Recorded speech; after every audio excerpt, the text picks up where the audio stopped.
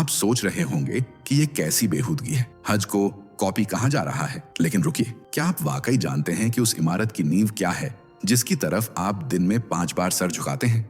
हर मुसलमान का ख्वाब काबा का तवाफ करना, हज की फर्ज अदा करना। लेकिन क्या यह फर्ज खुदा ने दिया था या यह सिर्फ अरब के बुत परस्त कल्चर की एक रीपैकेजिंग है? अब सोचिए, अगर आज मैं कहूं कि जिस काले पत्थर को आप चूमते हैं वो कभी पूजा जाता था और जिन रिवाजों को आप इलाही आदेश मानते हैं वो एक वक्त में मूर्ति पूजकों के त्योहार हुआ करते थे, तो क्या आप यकीन करेंगे? नहीं ना। और यही तो खेल है। इस वीडियो में हम न सिर्फ सवाल उठाएंगे बल्कि वो सब दिखाएंगे जिन पर सदियों से पर्दा डाला गया है। आपको हर उस रिवाज की जड़ दिखाई जाएगी जिसे आप पाक मानते आए हैं। यह वीडियो आपको नाराज कर सकता है, चौंका सकता है, लेकिन अगर आपने इसे पूरा देख लिया तो आप वही इंसान नहीं रहेंगे। तो हिम्मत है, चलिए शुरू करते हैं। हज की वो हकीकत जो आपकी किताबों में कहीं नहीं लिखी गई। और हाँ दोस्तों, एक बात जरूर बताना, आप इस वीडियो को किस शहर या गांव से देख रहे हैं? कमेंट करके जरूर बताएं ताकि हमें भी पता चले कि सच की ये आवाज कहां कहां तक पहुंच रही है। और अगर आपने अब तक लाइक नहीं किया है तो अभी कर दीजिए, क्योंकि सच को फैलाना हमारी और आपकी जिम्मेदारी है। क्या आपने कभी सोचा है कि जो हज एक मुसलमान की जिंदगी का सबसे पाक सफर माना जाता है, क्या वो सच में रूहानी सफर है या एक सोची समझी बिजनेस स्कीम? हर साल लाखों लोग सफेद कपड़ों में लिपटे, आंखों में आंसू और दिलों में ईमान लिए मक्का की ओर रुख करते हैं। मगर कैमरे के पीछे क्या छुपा है? क्या यह सिर्फ अल्लाह की इबादत है या एक ऐसा व्यापार है जो हर साल अरबों डॉलर उगलता है? क्या वाकई खुदा को हमारी जेब से निकली कुर्बानी चाहिए या यह सिर्फ एक सिस्टम है जो इंसान की आस्था को कैश करने के लिए डिजाइन किया गया है? और सबसे बड़ा सवाल, जिस काबा की तरफ दिन में 5 बार सर झुकते हैं, क्या उसका इतिहास वाकई इतना पाक है जितना बताया गया, या फिर वह एक बुत परस्त मंदिर था जिसे जबरन एक धर्म का केंद्र बना दिया गया? आपको यह सब झूठ लगता है? तो रुकिए, आगे जो आप सुनने वाले हैं वो शायद आपकी सोच की नींव हिला देगा। हम बात करेंगे उन तथ्यों की जिन पर आमतौर पर पर्दा डाला जाता है, उन ऐतिहासिक सच्चाइयों की जिन्हें जानबूझकर छुपाया गया ताकि एक इमेज कायम रह सके। अगर आप में सच्चाई का सामना करने की हिम्मत है तो ये वीडियो आपके लिए है। ये सिर्फ एक वीडियो नहीं, एक चुनौती है, सोचने की, समझने की और अपने यकीन को फिर से परखने की। तो चलिए परत दर परत हज की हकीकत को बेनकाब करते हैं। अगर इस्लाम को अंतिम धर्म कहा गया है तो क्या ये बाकी सभी धर्मों से अलग और मौलिक होना चाहिए था? क्या वाकई इस्लाम ने दुनिया को कोई नया तरीका, कोई नई सोच या कोई नई इबादत दी, या फिर ये सिर्फ पुरानी किताबों और रिवाजों की एक रीमिक्स है? यहां से सवाल उठता है, हज, नमाज, रोजा, जकात, इन सब का स्ट्रक्चर कहां से आया? क्या ये सब अल्लाह की ओर से नए आदेश थे या फिर पहले से मौजूद यहूदी, ईसाई और अरब प्रेग्न पगान कल्चर से लिए गए आइडिया थे? क्या यह महज इत्तेफाक है कि बाइबल में मौजूद उपवास, फास्टिंग, यहूदियों की नमाज जैसी प्रार्थनाएं और तीर्थ यात्रा जैसे कंसेप्ट हूबहू इस्लाम में दोहराए गए, या फिर ये उस दौर की राजनीति थी जहां एक नया धर्म गढ़ा गया मगर नींव उसी मिट्टी से ली गई जिसमें पुराने खंडहर थे? पैगंबर मोहम्मद ने एक ऐसे समाज में इस्लाम की नींव रखी जो पहले से ही धार्मिक रिवाजों और देवताओं से भरा हुआ था, लेकिन उन्होंने सब कुछ खत्म करने की बजाय बहुत कुछ अपनाया। सिर्फ नाम बदल दिए, मकसद बदल दिया और उसे इलाही आदेश का नाम दे दिया। और यही सबसे बड़ा सवाल है। अगर एक धर्म जो खुद को अंतिम सत्य कहता है वो बाकी सभी रिवाजों की नकल कर रहा हो, तो क्या वो वाकई खुदा की ओर से भेजा गया है या फिर यह एक सामाजिक प्रयोग था, लोगों की आस्था और डर को साधने का? यहां से शुरू होती है असली जांच। आगे जानेंगे कि काबा और हज का सच क्या है। काबा एक ऐसी इमारत जिसे आज पूरी मुस्लिम दुनिया सबसे पाक जगह मानती है, लेकिन क्या आपने कभी पूछा कि इस इमारत का इतिहास इस्लाम से भी पहले का क्यों है? और अगर है तो वो इतिहास क्या कहता है? इस्लाम के अनुसार काबा को सबसे पहली इबादतगाह कहा गया है जिसे इब्राहिम और उनके बेटे इस्माइल ने बनाया था। मगर जब हम ऐतिहासिक और आर्कियोलॉजिकल साक्ष्यों को देखते हैं तो तस्वीर कुछ और ही बयां करती है। कई इस्लामिक किताबों और हदीसों में लिखा है कि पैगंबर मोहम्मद के मक्का फतह करने से पहले काबा के अंदर 360 मूर्तियां रखी थी। हर दिन अलग अलग कबीलों के लोग अपने अपने देवी देवताओं की पूजा करने यहां आते थे। ये जगह इस्लाम से बहुत पहले एक बुत परस्त मंदिर हुआ करता था। मोहम्मद साहब ने जब मक्का पर कब्जा किया तो इन मूर्तियों को तोड़ा और उसी मंदिर को मस्जिद घोषित कर दिया। मतलब बिल्डिंग वही रही, बस अकीदा बदल गया।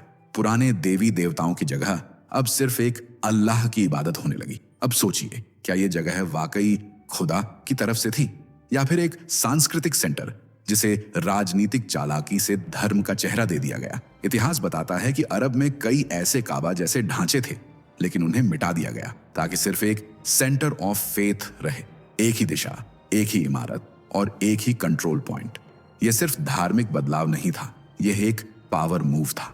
आगे हम जानेंगे कि क़िबला यानी नमाज की दिशा कैसे और क्यों बदली गई। इस्लाम के शुरुआती दौर में मुसलमान नमाज के वक्त अपना रुख यरूशलेम की ओर करते थे, जिसे बैतुल मकदिस कहा जाता है, यहूदियों का पवित्र किला। मगर अचानक एक दिन आदेश आया, अब से नमाज का रुख मक्का यानी काबा की ओर होगा। क्या आपने कभी सोचा यह बदलाव क्यों हुआ? कुरान के अनुसार यह अल्लाह का हुक्म था। मगर जब हम राजनीतिक और सामाजिक हालातों को देखते हैं तो यह बदलाव सिर्फ एक आध्यात्मिक आदेश नहीं लगता, बल्कि एक रणनीतिक कदम नजर आता है। पैगंबर मोहम्मद ने इस्लाम की शुरुआत मक्का में की, लेकिन वहां के बुत परस्तों ने उन्हें खारिज कर दिया। मजबूरी में उन्होंने मदीना हिजरत की, जहां यहूदी पहले से ही बसे हुए थे। शुरुआत में मोहम्मद ने यहूदियों से मेल जोल की कोशिश की, यहां तक कि उन्हीं की तरह यरूशलेम की तरफ नमाज पढ़ते रहे। मगर जब यहूदी उनके नबी होने को स्वीकार नहीं कर पाए तो फासला बढ़ गया और तब क़िबला बदल दिया गया ताकि मुसलमानों की पहचान यहूदियों से अलग हो जाए। अब मक्का, जो कभी दुश्मनों का गढ़ था, अचानक इबादत का केंद्र बन गया। यह कोई साधारण बदलाव नहीं था, यह आइडेंटिटी शिफ्ट था। एक संकेत कि अब मुसलमानों को अलग राह चलनी है, एक अलग उम्मा कम्युनिटी बननी है। और काबा को अपनाकर मोहम्मद ने इस्लाम को जड़ से अरब के कल्चर में मजबूती से गाड़ दिया। ध्यान दीजिए, जब रुख ही बदल गया तो मंजिल भी बदल गई। अब सवाल यह है, क्या जो रिवाज आज हज में निभाए जाते हैं वो भी वाकई इस्लामी हैं या पहले से कॉपी किए गए हैं? आइए अब हर रिवाज को एक एक करके खोलते हैं। अब बात करते हैं हज के उन खास रिवाजों की जो हर मुसलमान अदा करता है। तवाफ, सई और हजरे अस्वद को चूमना। सवाल यह है, क्या यह सब वाकई इस्लाम की देन है या फिर एक पुरानी विरासत की रिपैकेजिंग? शुरुआत करते हैं तवाफ से, यानी काबा के चारों ओर 7 चक्कर लगाना। इस रिवाज का जिक्र इस्लाम से पहले अरब की बुत परस्त सभ्यता में भी मिलता है। लोग नंगे होकर मूर्तियों के चारों ओर घूमा करते थे, ये मानते हुए कि वे पवित्र हो जाएंगे। कई हदीसों में इसका जिक्र साफ तौर पर आता है कि इस प्रथा को इस्लाम से पहले भी किया जाता था। फर्क बस इतना है कि अब कपड़े पहनने की शर्त जुड़ गई। अब बात करते हैं सई की, सफा और मरवा के बीच दौड़ना। कुरान की एक आयत कहती है कि सफा और मरवा अल्लाह की निशानियों में से है, मगर एक हदीस में साफ लिखा है कि पहले के लोग इसे मूर्ति पूजक परंपरा मानते थे और करने से हिचकिचाते थे। कुरान की आयत नाजिल होने के बाद ही इसे इलाही आदेश कहा जाने लगा, यानी जिस रिवाज को पहले लोग अंधविश्वास मानते थे उसे कुरान की मुहर लगाकर मजबूरी बना दिया गया। और हजरे अस्वद, स्विंगल पत्थर जिसे हाजी चुमता है, इस पत्थर का इतिहास इस्लाम से भी पुराना है। मक्का के लोग मनताते थे कि यह जन्नत से आया हुआ पत्थर है और इसकी पूजा करते थे। मोहम्मद साहब ने भी इसे हटाया नहीं, बस किस करने का नियम बना दिया। यहां तक कि खुद उमर बिन खत्ताब ने कहा था, अगर मैंने नबी को इसे चूमते न देखा होता तो मैं कभी इसे न चूमता। सोचिए, अगर ये सब इस्लामी रिवाज हैं तो इनका अतीत मूर्ति पूजा से क्यों जुड़ा है?